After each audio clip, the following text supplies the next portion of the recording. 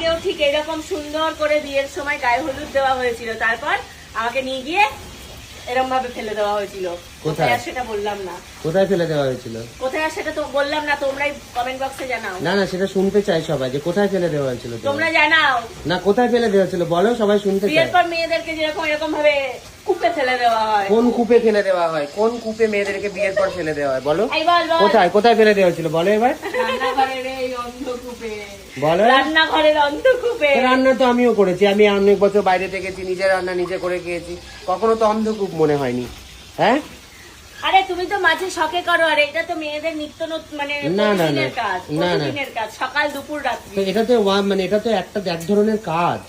হ্যাঁ, মানে এটা প্রতিদিনের কাজ, সেটাই বলছি।